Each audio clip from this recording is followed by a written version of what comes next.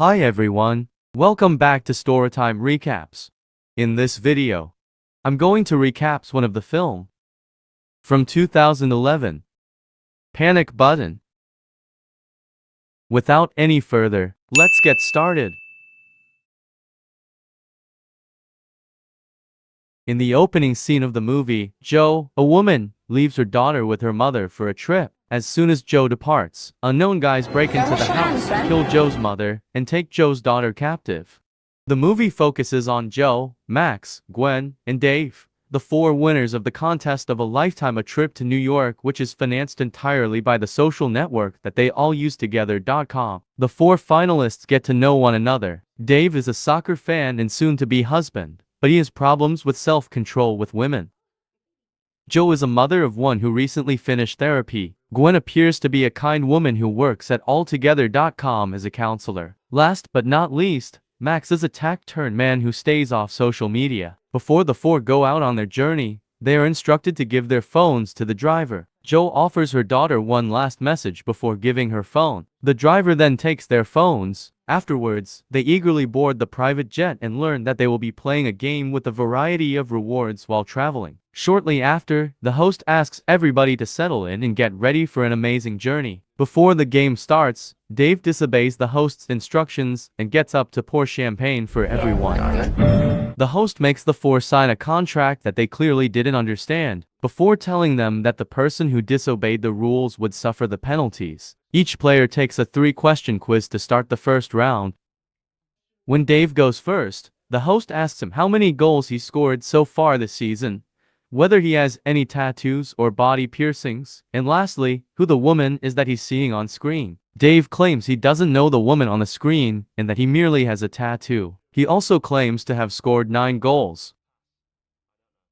Because of this, he obtains a score of 0 out of 3 due to the piercing on his scrotum. Scored 0 goals due to his attack on a rival player and eventual cheating on his girlfriend with the woman on screen. He was banned. When it's Jo's turn, the host starts by asking how many drinks she has each week. Then she shows her previous profile and asks if she recognizes it, and then she asks her why she hasn't been online for 3 months.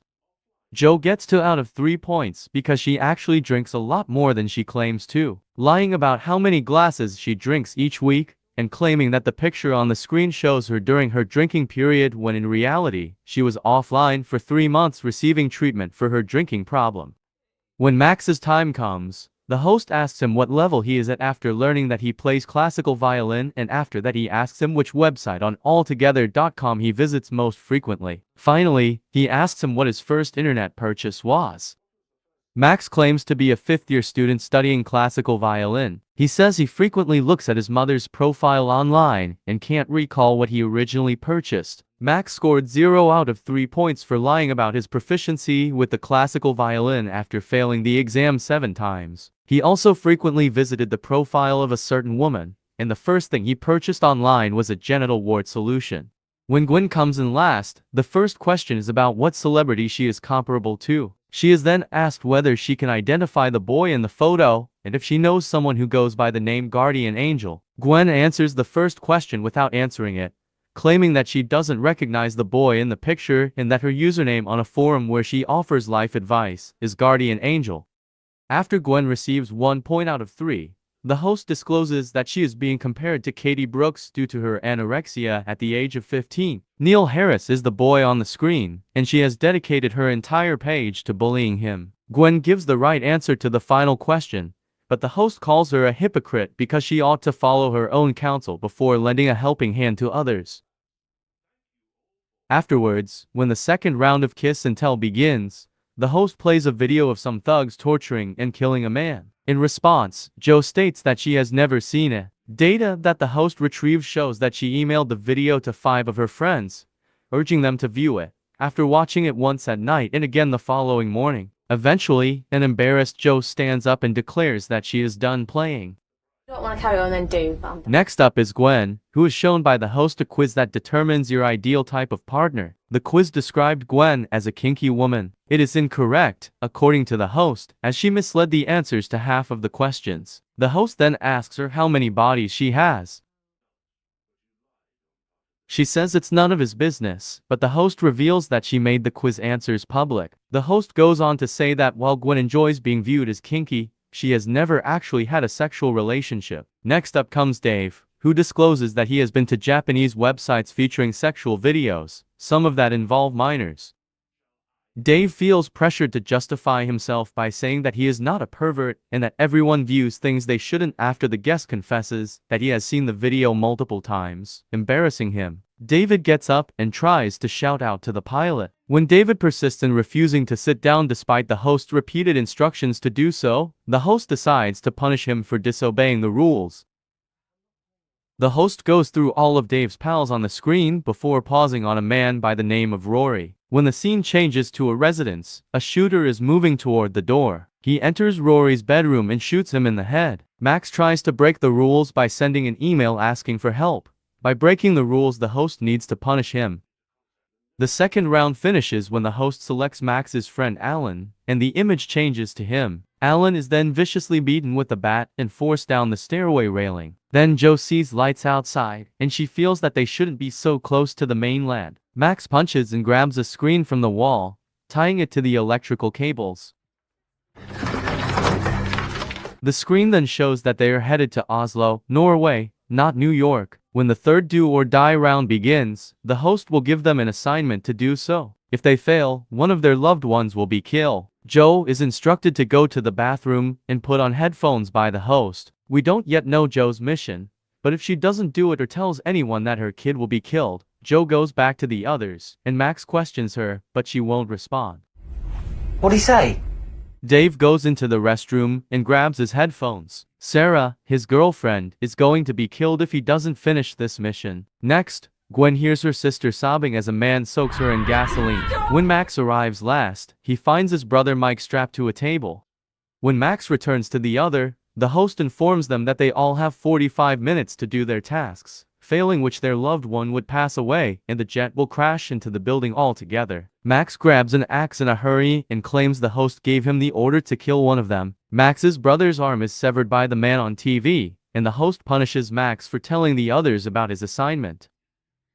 At that moment, Max tells everyone that he is not who he claims to be, rather, he hacked into Max's account and altered the information. Max had anticipated being detained at the airport, but they ignored to even look at their IDs. Nevertheless, Max won't disclose who he really is.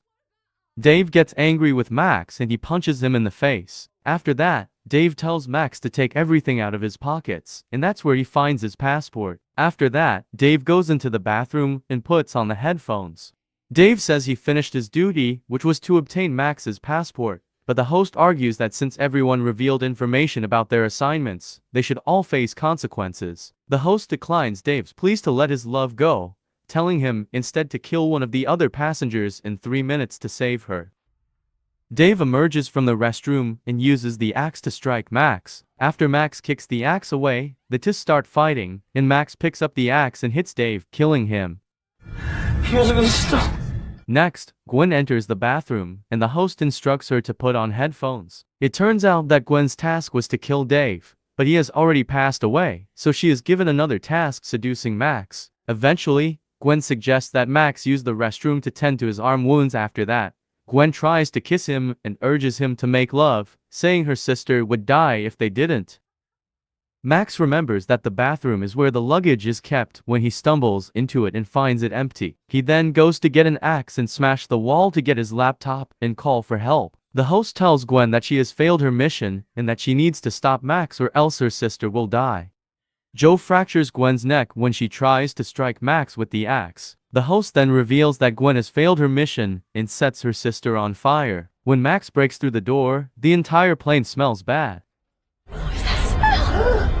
When he opens one of the trash bags he finds, Max's brother is inside. Joe and Max come to the realization that the guest has been killing their loved ones all along and is merely amusing them. After discovering her mother's dead, Joe quickly looks for her daughter as Max discovers his laptop.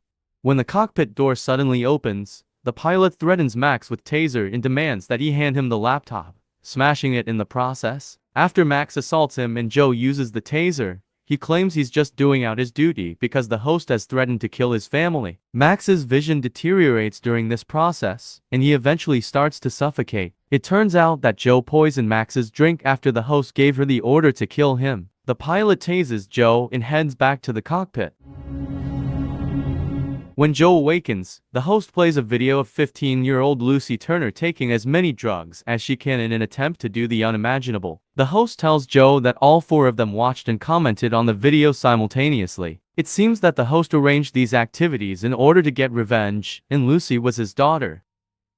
When Joe realized he had only seen her mother's body, she asked the host what had happened to her daughter. He replied that he had taken her eyes as a form of punishment. At this, Joe grabbed an axe, shattered the plane door, and jumped out. In the following scene, the host then leaves his laptop, and Joe's daughter is seen playing with a doll in the bunker. The host lied about pulling her eyes out soon. The host comes in, tells her that her name is now Lucy instead of Sophie, takes her hand, and shows her to exit the room into a living room where a guy and a woman are waiting for her. Basically, the film ends with the four of them departing the building, representing her new family. Thanks for watching, and remember to turn on your notifications to watch more movie recaps like this one.